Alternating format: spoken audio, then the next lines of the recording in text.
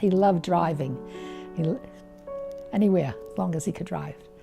He ate to live, not lived to eat. Very good with desserts, but not with the regular food. And he was a big man. My husband was almost 6 feet. This he did himself. He said, "Hope this birthday brings everything that's good, or if anyone should have it the best, it's you." I'm 91 and a half today. My half birthday. 91. He took me to his high school prom. And from that time on, it seemed as though that's who I was going with. And everybody laughed, but we just kept on going until we were married in March 2nd in 1940. And we were married for 62 years. All these things on the walls, I made all that.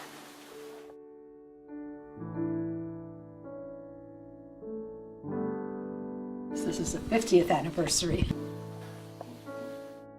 Things were very difficult at those times. You didn't make too much, you didn't do it, depends how you managed. I was a housewife. I went to college, I only went for 2 years. And when I got a position, I did some bookkeeping after that. I had gone to a business school for a while. After 6 weeks of marriage, unfortunately, something happened with our bosses, and I lost my position because I had to leave town. And my husband said, "Try to stay home. Let's see what we could do if you stay home." And I was a housewife after that. In 1935, that was the first card that he sent me. We were married almost 5 years when I had my first child, and almost 3 years after that, the second child. And I said no more children after 30, so we didn't have any more. Things went very nicely. Boys, it was an easy life.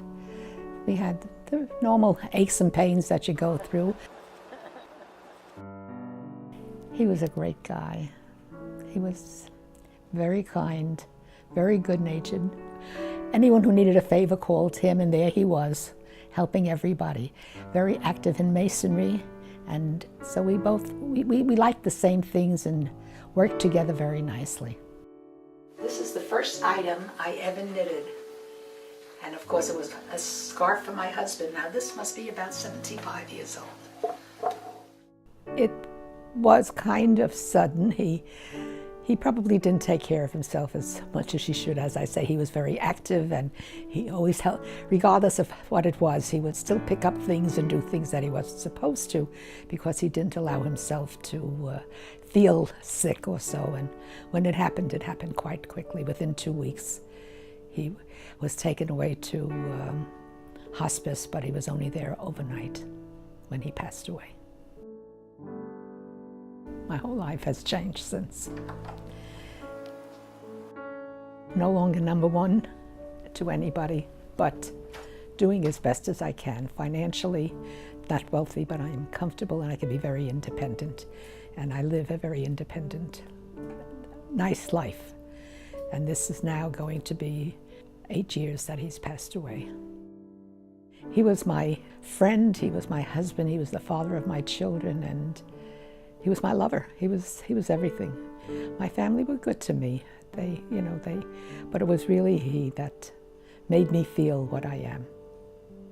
I had a good life, and it shows, I suppose. And of course, God's been good to me. That I'm able to walk around when I see some of the things that are happening around, at this stage. I think I'm very lucky. Really, I was a very lucky girl. And he really loved me. We had a wonderful life.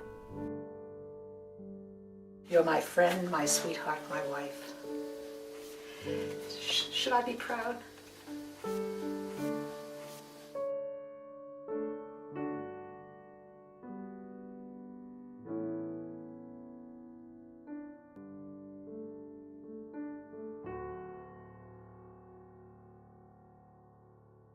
And try to be happy. Accept things in life. Don't overdo, but enjoy what you're doing.